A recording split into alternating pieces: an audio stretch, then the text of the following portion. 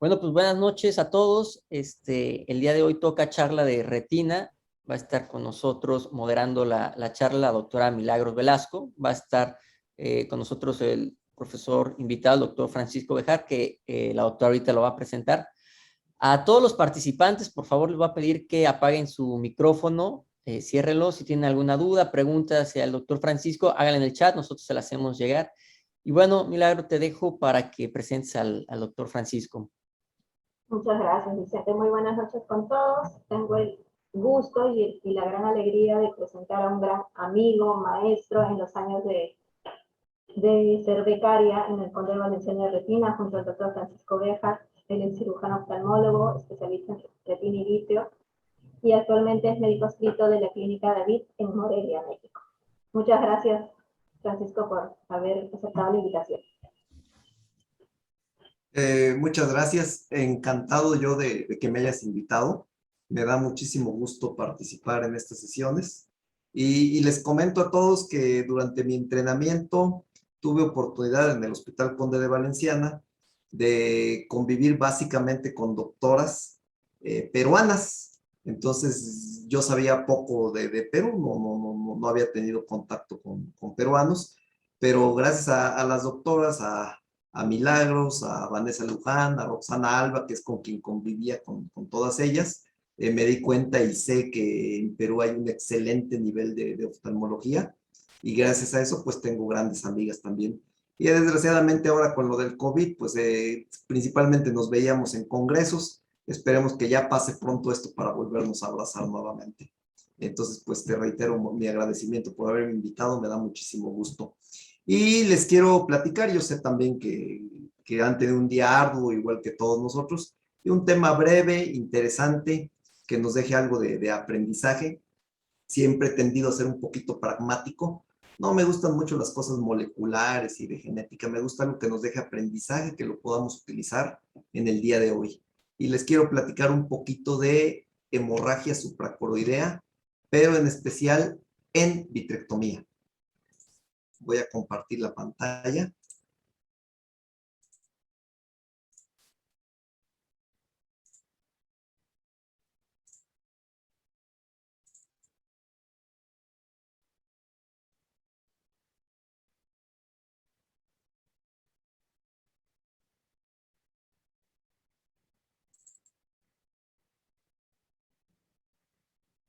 Muy bien, creo que estoy listo. ¿Sí la ven? Sí, perfecto. Muy bien. Les voy a platicar de la hemorragia coroidea transoperatoria en vitrectomía. La hemorragia supracoroidea o coroidea es una complicación devastadora. Yo creo que es de las cosas a las que los oftalmólogos le tenemos más miedo. Principalmente siempre, incluso a los pacientes les digo que a mí me da mucho miedo la endoftalmitis. Prácticamente una endoftalmitis es un ojo perdido, y a veces no se los menciono, pero entre colegas sabemos que una hemorragia coroidea o una hemorragia supracoroidea también es prácticamente un ojo perdido en la mala fortuna de que se vaya a presentar. Es una situación compleja, el manejo transoperatorio es complejo. La verdad es que no avisa cuándo se va a presentar, aunque hay algunos factores, algunas situaciones en que a veces nos podemos dar cuenta que corremos riesgo de que se presente este caso. Le llamamos hemorragia, le llamamos hemorragia coroidea, o le llamamos también hemorragia supracoroidea. Realmente es la misma denominación. La hemorragia supracoroidea fue descrita por Patterson en 1894. Básicamente se refiere al acúmulo de sangre entre la esclera y la coroides. Recuerden, ya todos somos oftalmólogos y oftalmólogos en formación. Sabemos que la coroides es esa capa esponjosa que se encuentra abajo de la retina y entre la esclera. Hay diversas clasificaciones. Básicamente la podemos clasificar como intraoperatoria, que en alguna manera es la más común, y la retardada o posterior a cirugía, que se puede presentar incluso semanas después del evento quirúrgico. Tiene que ver sobre todo y se presenta comúnmente con situaciones de hipotonía, especialmente en cirugía de glaucoma, y con maniobras de Valsalva. También la podemos clasificar, es muy común como asociada a traumatismos, generalmente traumatismos perforantes o traumatismos penetrantes, y quirúrgica, y puede ser limitada o expulsiva. ¿A qué nos referimos con limitada? Muchas veces en el evento quirúrgico, inclusive de catarata, se llega a presentar la hemorragia y se confina, a veces el cirujano ni cuenta se da, o puede ser expulsiva. ¿A qué le referimos expulsiva? Que es con mucho la más temible, es cuando las estructuras intrarretinianas, como es la retina, salen al exterior por la herida. Se vacía el ojo, por así decirlo. La incidencia, afortunadamente, es una complicación rara. Varía un poquito dependiendo la serie.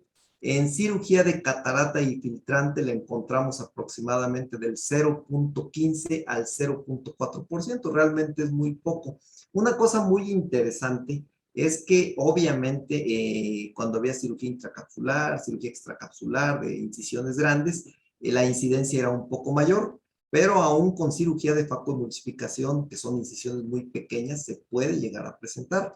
La diferencia es que al ser una incisión mucho más pequeña, incluso de 2 milímetros, 2.8 milímetros, de cirugía microincisional, pues es más controlable y se puede cerrar la herida más fácil en caso de que se presente esta complicación devastadora. En la queratoplastia penetrante, que es por mucho una de las situaciones donde más se expone el ojo a este tipo de complicación, la alcanzamos en un 0.56%, vitrectomía aproximadamente el 0.4%, y algunas series como el lector Charles, Steve Charles, él reporta una incidencia del 0.02%, lo cual quiere decir que se presenta en 5 casos de 18,000.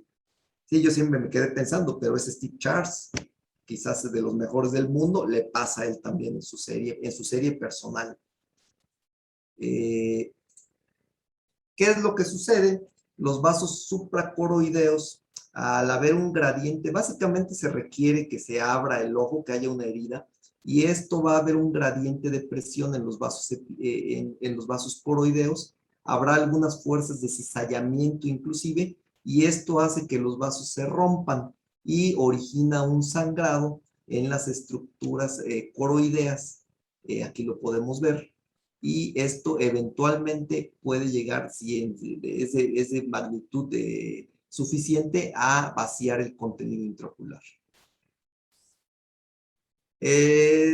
Típicamente los factores asociados, tenemos factores sistémicos como en la edad avanzada, siempre es un riesgo, la arteriosclerosis, la hipertensión arterial, alteraciones en la coagulación, obviamente, incluso pacientes que han consumido anticoagulantes, y estuve obviamente revisando el tema. Inclusive se han documentado casos de hemorragias expulsivas, afortunadamente muy raros, por ejemplo, con pacientes que toman medicamentos naturistas anticoagulantes, como podría ser, por ejemplo, el ginkgo biloba. Pacientes que llegan a tomar mucho ese medicamento están expuestos a este tipo de situación.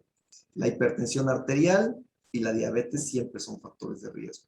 Y dentro de los factores oculares, pues va asociado la esclerosis arteriolar coroidea, obviamente, el glaucoma, la miopía. Son ojos muy grandes, obviamente son ojos elongados, con paredes delgadas, estructuras adelgazadas, la faquia y pseudofaquia, y una cirugía intraocular reciente, y obviamente si el paciente tuvo una hemorragia supracoroidea en el ojo contralateral. Perioperatorio, pues una anestesia retrovulvar sin epinefrina. En mi vida nunca he puesto una anestesia con epinefrina, pero sí en vitrectomía utilizamos mucho el bloqueo retrovulvar. Y una caída brusca de la presión intraocular. Y si el paciente está pujando en la cirugía por dolor, por ansiedad, esto nos origina, nos coloca en riesgo. La pérdida de vitrio, específicamente en cirugía de catarata, y la hipertensión arterial intraoperatoria. Los posoperatorios, como ya platicamos, traumatismo o hipotonía o la maniobra de Valsalva. En cuanto a la maniobra de Valsalva, es importante que si la anestesia es general, le debemos de pedir al anestesiólogo usar algún tipo de medicamentos neuromoduladores para evitar que el paciente tenga rechazo al tubo, le llaman en el argot de los anestesiólogos, y haga alguna maniobra de valsalva inducida por la intubación. Aunque es relativamente poca la anestesia general que usamos en cirugía, pero de todas maneras sí llegamos a operar pacientes con anestesia general. Por mucho, las causas que más predisponen a un paciente y al médico a sufrir una hemorragia coroidea o supracoroidea es la hipertensión arterial, sin duda alguna, y la arteriosclerosis. Paciente con hipertensión y con arteriosclerosis son pacientes con alto riesgo, relativamente hablando, de desarrollar una hemorragia supracoroidea. Para que quede el conocimiento claro, siempre he dicho que vale la pena recordarlo, y más que letras y números y referencias bibliográficas, un bello caso clínico muy interesante que les voy a presentar.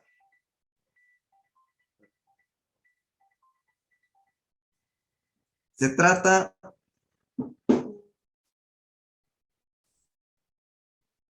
de una paciente de sexo femenino de 49 años de edad, una paciente joven, diabética tipo 1 de 25 años de diagnóstico,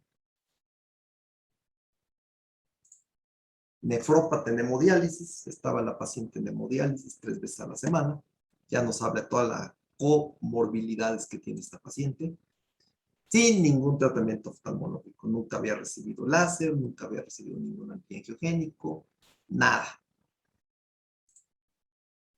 A la exploración oftalmológica encontramos que el ojo derecho se encontraba en no percepción de luz, no tenía percepción de luz ese ojo, por glaucoma neovascular. Ese ojo se había perdido por glaucoma neovascular. El ojo izquierdo era un ojo con percepción de luz y discriminaba colores. Prácticamente ciega la paciente, y tenía una pequeña opacidad capsular posterior significativa y una hemorragia vítrea. La imagen clínica del ojo izquierdo, ahí lo podemos ver. Vemos básicamente medios en segmento anterior transparentes y pues una hemorragia vítrea prácticamente grado 4. Apenas y con mucha imaginación se puede vislumbrar la silueta de la papila del nervio óptico, y se aprecia algo de tracción inferior. Aparentemente es lo único que se veía. Se realizó una ecografía modo B, donde se encuentra imágenes hiperecoicas relacionadas a la hemorragia vítrea, y con fuerte adherencia, la hialoides posterior parcialmente desprendida, y se evidenciaba tracción retiniana muy clara con involucro del área macular. Un caso complejo, por lo tanto se propuso a la paciente realizar una facovitrectomía con implante de lente intraocular para el ojo izquierdo, calibre 23. La FACO se decidió porque tenía un poco de opacidad subcapsular. Como preferencia, yo generalmente, los que sé que es controversial, prefiero hacer FACO emulsificación en este tipo de pacientes, aunque el cristalino hubiera estado transparente. ¿Por qué? Porque son pacientes muy complicados que pueden tener alguna hemorragia posoperatoria. La hemorragia posoperatoria puede impregnar la cápsula posterior del cristalino, y finalmente terminamos llevando un seguimiento postoperatorio con muy difícil visualización. Tenemos el video de la cirugía. Se realizó la facoemulsificación convencional, sin complicaciones. Ya se habían colocado los trócares. Una pupila pequeña. La cirugía se implantó el lente. Generalmente usamos lentes de 2 piezas. Perdón, de 3 piezas, perdón. Sin mayor complicación durante la cirugía. Esto lo asociamos a que había quedado el puerto principal un poco estrecho, y aquí podemos ver una hemorragia antigua cuando empezamos a hacer la vitrectomía.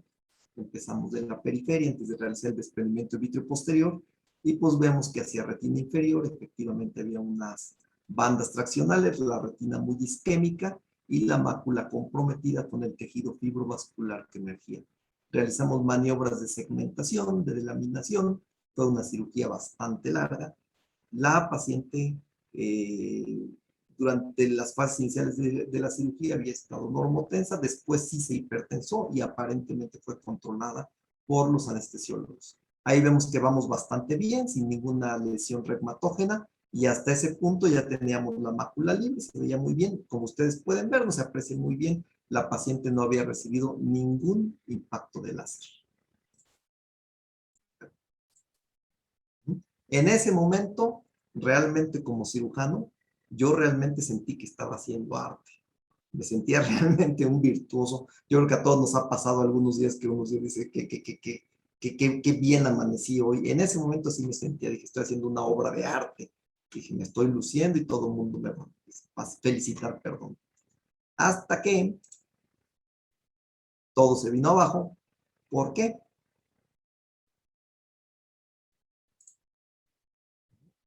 Ahí estábamos ya básicamente haciendo, íbamos a poner el silicón, estábamos aspirando el líquido y quiero que noten con atención cómo empezó a sangrar el ojo aparentemente de arriba. No me di cuenta que se estaba formando en ese momento, fue sutil esta especie de llamémosle tumoración pequeñita, francamente hemática, que paulatinamente iba aumentando, aumentando, aumentando.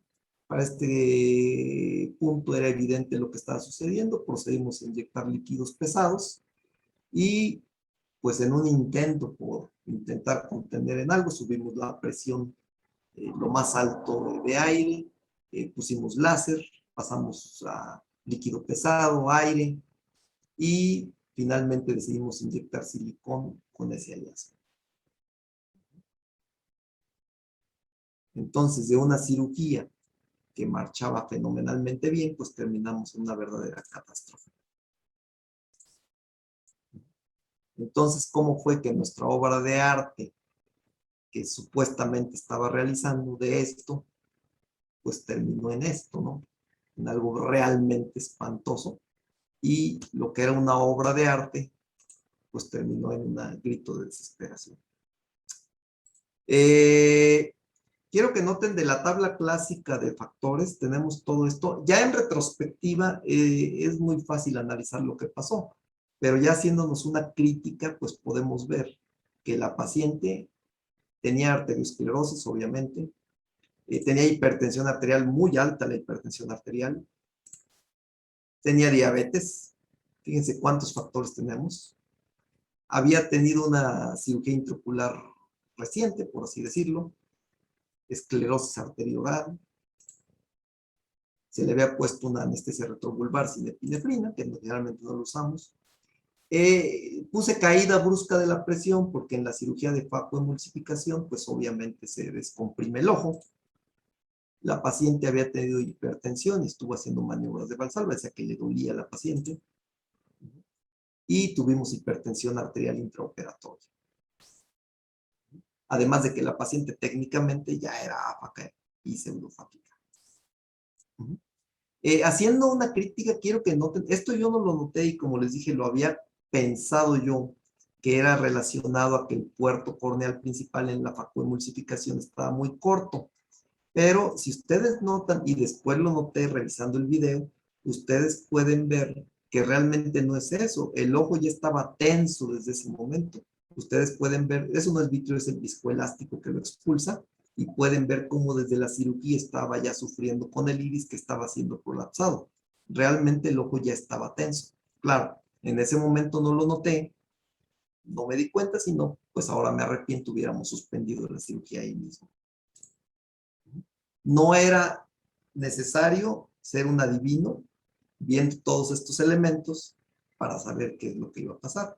En alguna charla comenté que esto era la crónica de una tragedia anunciada, pero en retrospectiva, por supuesto.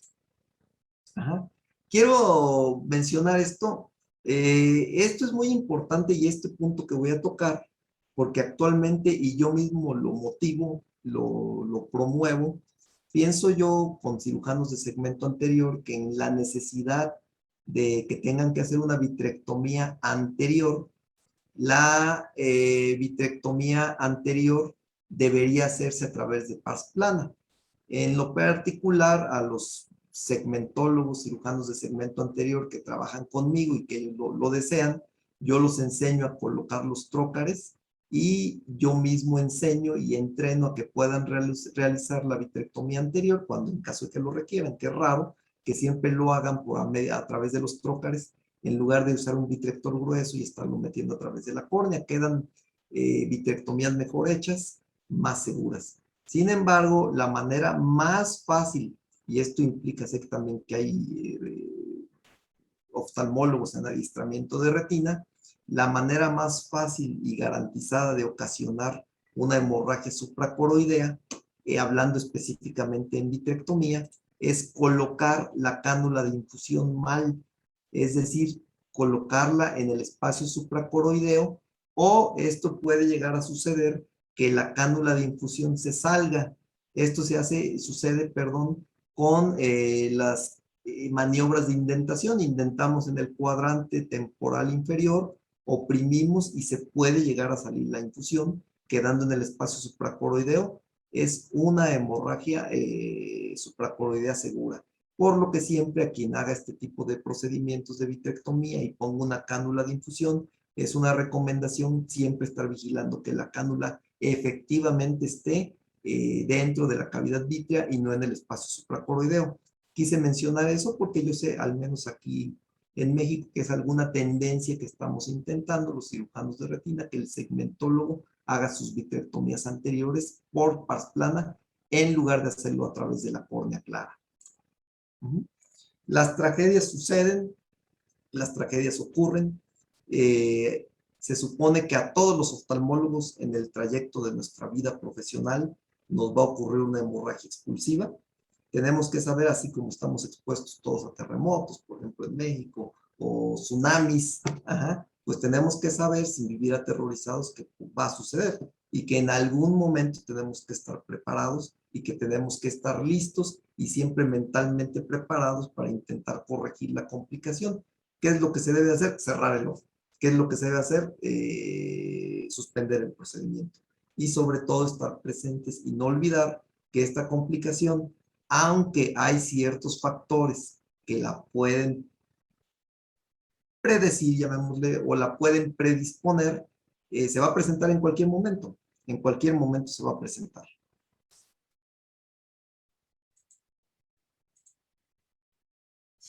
Les agradezco muchísimo su atención. Gracias. Muchísimas gracias, Doc. Yo tengo alguna pregunta. Claro. ¿Cómo puedo saber a ciencia cierta que está bien colocada esa cánula de infusión? Yo soy segmentólogo, ¿ya? Sí. ¿Cómo puedo saber que estoy en el lugar correcto? ¿Hay alguna maniobra en especial que hagan ustedes? Sí. Cuando ponemos la cánula, realmente hay que empujarla un poco la cánula y a través, no se requiere ni el microscopio, se logra ver a través de la pupila que esté libre la cánula, se ve el metal de la cánula y debe estar libre y no debe estar con tejido retiniano de ningún tipo ni encarcerada en nada. O sea, realmente se ve el metal cuando está ahí, cuando estamos dentro de la cavidad vítrea. Cuando hay que confiarnos. A veces yo mismo ya me llego a confiar, pero realmente no deberíamos confiarnos. Siempre que introducimos una cánula de infusión, tenemos que verificar que estemos en cavidad vítrea. Siempre. Asomándonos a través de la pupila y empujándola. Ahí se va a ver, sin ningún problema van a ver el metal. Ok, perfecto. Y si te da miedo empujarla, porque eres segmentólogo, le dices a tu enfermera que se asome y se va a traslucir. Se ve, porque ya está el lente puesto. Sí, siempre se ve. Sí, se ve el brillo. Por el brillo del microscopio sale. Ok. Entonces sí, esa es una excelente apreciación, sobre todo en Esto nuestros sucede, primeros años. o sea, esto empieza a suceder porque el ojo empieza a estar hipotónico, ¿no? O sea, una de las causas. Entonces, cuando uno está tratando de meter el trócar, pues el ojo está hipotónico y no da hasta el fondo, o sea, no hay una resistencia que te dé como tal. Entonces, uno inexperto en ese tema no sabe cómo manejarlo. Sí, es correcto. A veces es complicado introducirlo por la hipotonía. Se Sí. pueden ayudar de una pinza .12, toman la esclera con conjuntiva y es más fácil. De esa manera. O darle tono al ojo, también es válido darle tono. Esa es otra opción, ¿no? Agarras una jeringa con una aguja y puedes darle tono, ¿no? Es una práctica que habitualmente nosotros hacemos cuando hacemos faco y el ojo está un poco hipotónico y de repente no puedes meter tu cánula de infusión porque vas a empezar la vitrectomía, pones un poquito más de solución, ya le das un tono adecuado y ya puedes maniobrar. Perfecto. ¿No? Te ayudas con la pinza .12 Bien. como Bueno, pues dice Francisco. invitar a los participantes a que hagan preguntas, comentarios hacia el doctor Francisco.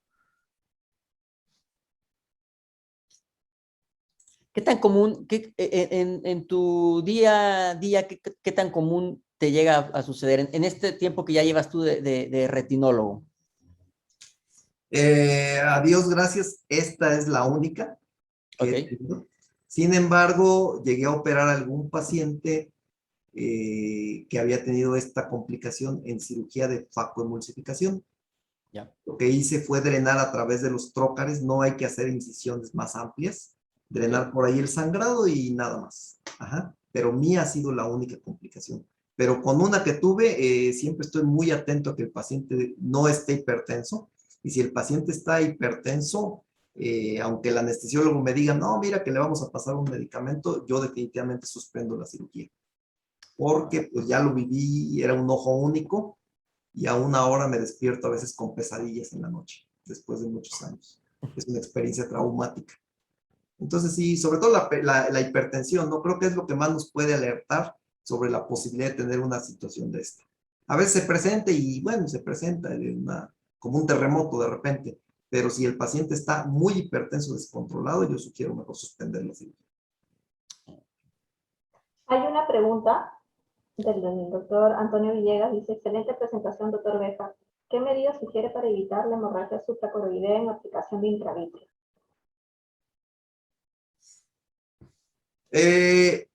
La hemorragia supracoroidea muchas veces se llega a presentar por punciones inadvertidas, por ejemplo, al momento del bloqueo.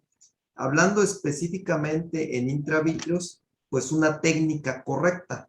Es difícil que se vaya a producir una hemorragia supracoroidea con una inyección intravítrea de medicamentos, a no ser que realicemos una punción inadvertida más allá de la hora cerrada y entremos en franca retina. Ahí sí teóricamente podríamos llegar a provocar una hemorragia supracoroidea. Es el mecanismo. Claro. Por eso es importante la medición, ¿no? O sea, sí. Lamentablemente yo, cuando he visto que no toman el reparo de medir, por lo menos a mí me gusta siempre pupila dilatada y la medición, ¿no? Con el cálculo. Y siempre las enfermeras están ahí, ¿por qué dilata usted y otro doctor no dilata? Digo, porque estoy más segura. Sí, no, pero se ve la aguja. Sí. O sea, es simple, se ve la aguja a través de la pupila y eso te garantiza que tu intravítrea está bien colocado. Es correcto. Es básicamente eso. Te manda saludos la doctora Vanessa Luján. Hola, Vane, mucho gusto en saludarte. Qué bueno que estás Hola, ¿qué tal? Buenas noches, qué gusto escucharte. Muchas gracias. Qué alegría, ¿verdad? Qué bonita presentación, te felicito. Felicitaciones, Mili. Gracias, Ivane. Gracias. Hay otra pregunta. Acá, la doctora sí, hay Gemma muchos Ramírez. comentarios. Ajá. Dale. ¿Cuál es la causa exacta de esa gran hemorragia que a todos nos asusta muchísimo? ¿La fisiopatología? Sí, la causa exacta es el cambio, el gradiente del cambio que se hace de presión del ojo, que tiene su presión intraocular. Cuando nosotros penetramos al ojo, por más pequeña y bien biselada, diseñada y la geometría incisional cuadrada que hagamos esté perfecta, el ojo va a tener un episodio hipotensivo, sea cirugía de facoemulsificación, sea cirugía de queratoplastia penetrante, la que sea. Esto va a generar una cosa que le llaman gradiente de presión y en casos susceptibles, por ejemplo, vasos delgados con arteriosclerosis, es muy fácil que el vaso truene, que explote, porque son vasos debilitados. Y el gradiente de presión entre la presión ocular y la presión atmosférica hace que se truenen los vasos. También se habla de algunas fuerzas de cizallamiento, le dicen, cizallamiento mecánico, que llega a hacer alguna presión sobre los vasos coroideos y los llega a romper. Esa sería la fisiopatología exacta de una hemorragia supracoroidea. Ese es Oye, un buen punto. Perdón, eso es un buen no, punto, sobre todo para los becarios ahorita de retina que están ya haciendo sus primeros pasos al momento de hacer el intercambio, ¿no? Cuando estamos haciendo el intercambio y llevamos 2 horas ya cansados, con dolor de espalda y le apretamos a la aspiración. Y ahí hacemos una diferencia de presión, ¿no? Y podemos provocar nosotros mismos y complicarnos ahí. a ver, ya tienes el coroideo. Ya. ¿Qué manejo tú le das? Porque hay manejo quirúrgico, hay manejo, o sea, te esperas con corticoides, no hay un kissing coroideo. ¿Al cuánto tiempo tú entras a drenarlo o dices, yo manejo con puro corticoide y si no, si no lo voy a drenar ya que se reabsorba ese coágulo? ¿Cuál es el manejo que tú das por lo general en esos casos? Sí, el mejor tratamiento es el conservador, Okay. excepto en dos situaciones. En sí misma la hemorragia, cuando se mantiene la hemorragia en el espacio supracoroideo, eventualmente se va a absorber. El kissing coroideo, que es tan temido, el que se pegue en las superficies retinianas, en sí mismo no va a hacer que se desprenda la retina. Lo que origina un desprendimiento de retina son los factores fibrinolíticos y el daño que se provocó en la hemorragia en el momento. Esa es una indicación de realizar cirugía cuando tenemos diagnosticado ya un desprendimiento de retina y una vez que el sangrado ya está lisado, que eso puede ser en 10, 2 semanas. La otra indicación absoluta para proceder al manejo quirúrgico de este tipo de situación es que la atalamia. Si el ojo está atalámico, también hay que proceder a cirugía. Si no están estas dos condiciones, desprendimiento de retina y atalamia, le damos tratamiento médico, mucho esteroide, incluso esteroide sistémico e hipotensores oculares, porque a veces también una de las causas que pueden hacer la pérdida definitiva del ojo es la hipertensión ocular asociada que va a dañar el nervio. Esas serían mis indicaciones para intentar el manejo quirúrgico. Yo no creo mucho en esas incisiones enormes que se hacían para drenar el sangrado. Creo que esto puede llegar a incluso llegar a generar más sangrado del que ya tenemos. Entonces yo sería de la opción de ser un poquito más conservador en el manejo de esta complicación. Perfecto. Por ahí hay Rafael Cortés dice, ¿pudiera hacer un comentario? Claro, Rafael, abre tu micrófono. Adelante.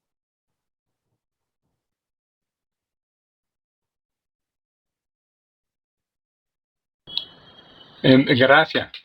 Básicamente, bueno, felicitaciones ante todo por la excelente presentación.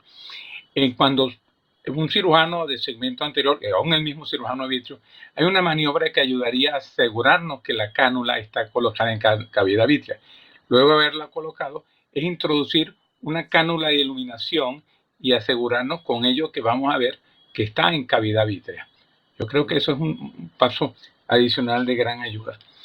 Y con esas hemorragias que se presentan desafortunadamente, cuando tenemos quizás la amenaza de un kissing coroidal, recordar que la ecografía es de una ayuda para el seguimiento del paciente y en cierto momento en que nosotros veamos que ya se ha fluidificado, porque uno de los problemas es que se produce una coagulación de esta sangre, una vez que nos aseguramos que está liquificada utilizando la ecografía, quizás eso nos ayuda para determinar el momento en que pudiéramos proceder a hacer un drenaje, asegurándonos siempre de tener un ojo presurizado.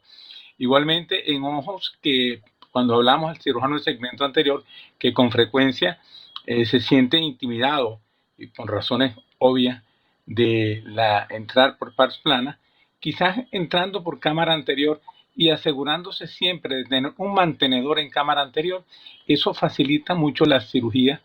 Va utilizando el esteroide en cámara anterior a mantener una presión intraocular evitar la hipotonía, que es lo que nos va a continuar trayendo el vitrio a cámara anterior. Esto es una cosa que utilizamos en el día a día y realmente ha sido de gran ayuda, sobre todo para el cirujano segmento anterior.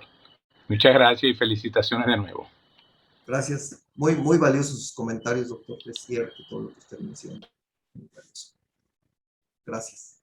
Así es, el seguimiento con la ecografía es fundamental, ¿no? Para el manejo también. ¿Les parece si pasamos al caso clínico que nos tiene preparado el residente de cuarto año?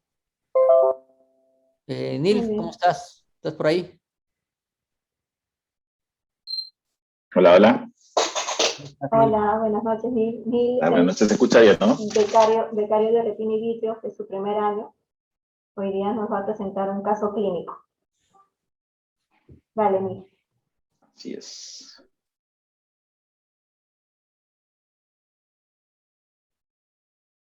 Listo, se escucha bien, ¿sí? Perfecto. Listo. Muy buenas noches a todos, primero que todo. Un gusto estar acá. Yo soy Nil Jaque, como decía, soy fellow residente de alta especialidad de primer año de retina y vitrio, acá cuando salgo en Lima. Y el día de hoy quería compartirles el caso clínico de un paciente que llegó con nosotros este año, un caso reciente en abril de este año, principios de año en realidad. Y se trata, como vemos acá, de un hombre de sexo masculino de 43 años, de raza mestiza, residente de acá, de la ciudad de Lima. Este paciente, este hombre que venía con nosotros, tenía un antecedente, si bien vemos los antecedentes oculares o mórbidos, no tenía ningún antecedente de importancia, salvo que había presentado infección por COVID hace más o menos 4 semanas antes del inicio de los síntomas. Entonces, bueno, el paciente venía preocupado porque creía que pudiese tener su malestar actual, tener relación con esta enfermedad. Si bien y lo que le preocupaba también, y a nosotros nos llamó la atención, que era un paciente que aparentemente sano, que consultaba por visión borrosa de ambos ojos. Esta visión borrosa era de inicio súbito y progresivo y llevaba más o menos de 3 semanas de evolución. ¿Okay? Ahora, si vemos la agudeza visual, el examen oftalmológico, podemos ver que en realidad es un paciente que está con una agudeza visual sin corrección de 20/20. Si le hacían de todas maneras refracción, que siempre se hace antes de entrar a la consulta, tenía solamente un cilindro de menos 0,50, pero ninguna otra alteración. Y si vemos en cuanto había lagrimal, anexos, todo normal, y segmento anterior, la conjuntiva normal en ambos ojos, córnea transparente, la cámara anterior estaba formada y amplia, no habían precipitadas, no habían celularidad tampoco en cámara anterior, las pupilas estaban reactivas, sin alteraciones tampoco en el iris, reflejo fotomotor y consensual normal, y de par negativo. Cristalino también siguen alteraciones. Entonces, estamos frente a un paciente que podría no llamarnos tanto la atención porque es un paciente joven que consulta por visión borrosa, lo evaluamos y en realidad está con visión 20/20, y pudiésemos haberlo asociado como un defecto de la película lagrimal o presencia de flotantes o una alteración subjetiva de la visión. Pero habían cosas que nos llamaban la atención. Una, el tema del COVID nos llamaba igualmente la atención, todavía es una enfermedad que está en bastante estudio. Y lo otro es el inicio, y el que el paciente refería claramente un inicio súbito, un paciente previamente sano, que 3 semanas, desde hace 3 semanas había presentado esta visión borrosa y que era persistente, incluso que había ido aumentando en ¿ya? Bilateral. Si vemos lo primero que hacemos obviamente es realizar una oftalmoscopía indirecta, más o menos lo que podemos ver acá, similarmente en esta retinografía color centrada en mácula, de campo amplio, y si vemos, por ejemplo, si la vemos así a la rápida, podríamos no ver mayor alteración. Es un paciente que tiene una papila de aspecto normal, con una excavación de 0,2 aproximadamente, la vasculatura retinal está conservada, sin lesiones periféricas. Hay algunas lesiones, o sea, unas marcas acá que son propias artefactos del aparato, del equipo, y por lo posterior no hay ninguna lesión realmente evidente del mácula con brillo conservado. Lo mismo al otro lado, papila, vasculatura, polo posterior y periferial también, sin mayores alteraciones. Esto también es propio de artefactos. Pero ahora bien, si continuamos con el estudio y vemos una autofluorescencia, llama ahí sí destaca mucho esta lesión hipoautofluorescente, que compromete principalmente polo posterior y también cuanto a retina nasal dentro de las arcadas vasculares con una periferia más bien normal. Si hacemos la misma evaluación en el paciente en el otro ojo, podemos ver que el ojo izquierdo es son lesiones bastante simétricas, bastante homogéneas también, y que comprometen la misma zona, polo posterior, retina nasal. Al estudio del OCT, llama la atención con respecto al nervio óptico, acá las fibras nerviosas, este color blanquito de acá, que nos habla, y si lo cuantificamos, de que hay un aumento en las fibras nerviosas. ¿Es realmente un aumento o es una inflamación a lo que nos estamos enfrentando? Era algo que había que ver más adelante también. El OCT, este es un OCT spectralis, en cuanto al mácula. Si nos fijamos bien, en realidad podemos ver que la retina interna no tiene mayor alteración, pero si vemos detalladamente con respecto a la retina externa, ya empiezan a aparecer ciertas cosas un poco raras. En cuanto, no sé si se logra ver acá, pero la membrana limitante externa estaba más bien conservada, pero de ahí en adelante la elipsoide, la zona de interdigitación y el EPR tienen algunas alteraciones. La elipsoide y la interdigitación está más bien irregular, discontinuo en unas zonas, en los dos lados, y el EPR se observa cierta nodularidad, como vemos acá, aquí hay una más marcada. Entonces, si hacemos un resumen de lo que llevamos viendo, hay un aumento de las fibras nerviosas, también hay una alteración de la retina externa. Ahora, ¿esta alteración es solamente de la retina externa o ya compromete la coroide? Si usamos el software de EDI que viene con el Spectral Domain, podemos hacer una medición bastante buena del grosor de la coroides. Para el Spectralis debiera ser más o menos un grosor entre 250 a 300 micras, y aquí podemos ver que nos enfrentamos a una coroides engrosada. En el mismo ojo, o sea, en el otro ojo, el mismo tema, coroides engrosada, y si eso, vemos acá la fibra, que también lo mismo, hay fibras aumentadas en esta zona. Al realizarle a este mismo paciente una fluorangiografía con respecto al ojo derecho, hay ya ciertas cosas extras que se empiezan a añadir, ¿ya? Podemos ver una hiperautofluorescencia difusa en polo posterior que se relaciona con nuestras lesiones, pero me corta con la imagen, aquí sí. Si evaluamos ya nervio óptico, hay una hiperautofluorescencia, un tanto heterogénea del nervio óptico, y si vemos a nivel vascular, sobre todo venoso, vamos a ver que nos enfrentamos a una periflebitis, la verdad, ¿ya? Las mismas lesiones son aún más marcadas en el ojo izquierdo. Nótese aquí la hiperautofluorescencia del nervio óptico, cómo va incluso aumentando en los tiempos más tardíos, y también hay un compromiso vascular asociado junto con la lesión difusa en cuanto al polo posterior. Esta es una ecografía, se tomó para descartar algunas otras causas asociadas y también aprovechar de evaluar el grosor coroideo. Vemos acá como la coroides, que debiera estar no mayor a 1, la encontramos con valores que van desde 1.56 hasta 1.93, que se observa en el ojo derecho, la más alta. Entonces, en realidad nos enfrentamos a un compromiso de la retina externa, coroides y vascular, ¿ya? Por lo mismo, y frente al donde nos encontramos a este paciente, se le hizo estudio serológico, y finalmente lo que salió concluyente se hizo una prueba de RPR, sospechando dirigidamente sífilis, la cual salió positiva en 64 diluciones, ¿ya? Al ser una ya corioretinitis propiamente tal, sifilítica, en nuestro centro no contamos con estudio infectológico ni tratamiento hospitalizado, así que fue derivado para tratamiento por infectología. Cabe destacar, y es un antecedente importante que voy a mencionar más adelante, que el paciente por infectología, después tomamos los antecedentes, fue detectado además con una coinfección de VIH, por lo que tuvo que partir inmediatamente el tratamiento. Ahora, si hablamos unas breves palabras de la sífilis ocular, sabemos que la ciforia ocular obviamente es causada por la espiroqueta treponema pálido. Ahora, el compromiso ocular en general es raro y se presenta en las etapas secundarias y terciarias principalmente.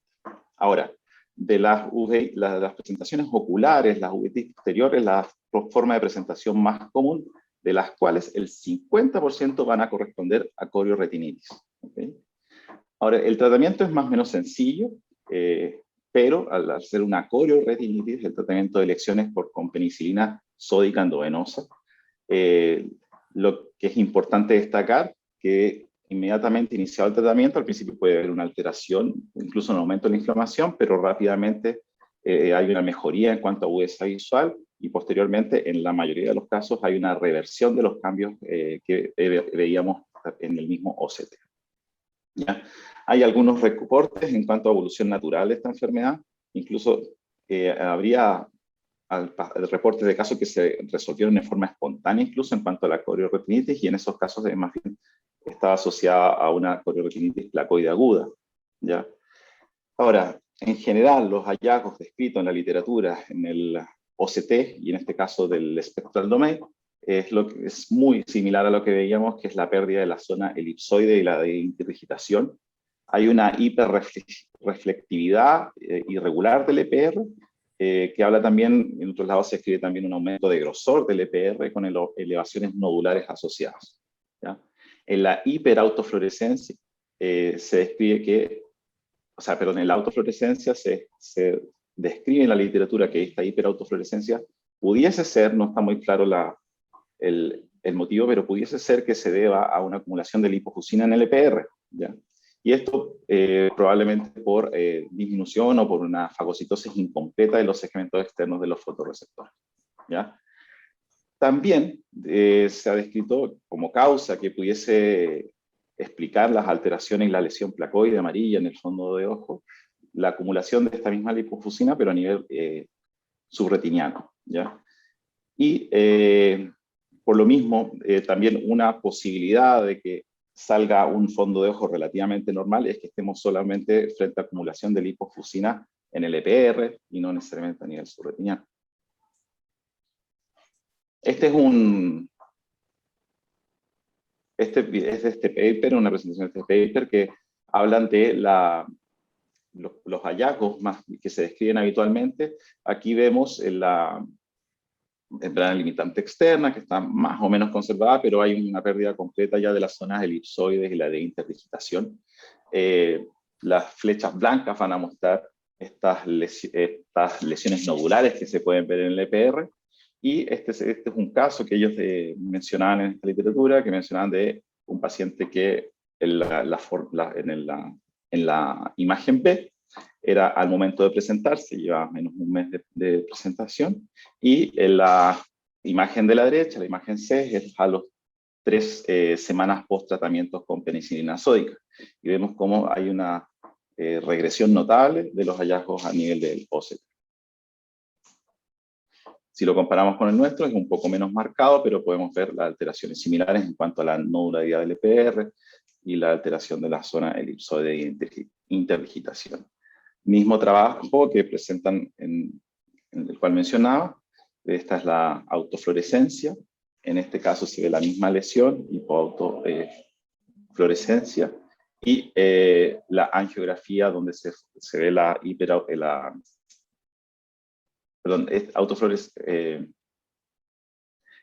y la angiografía donde se ve la hiperfluorescencia a nivel de nervio óptico. Hiperautofluorescencia me refiero antes. Entonces, en cuanto al tratamiento de la corioretinitis sifilítica, tenemos que saber que el curso natural, si bien no está muy bien entendido, el tratamiento oportuno es importantísimo para la regresión de las lesiones y la recuperación visual.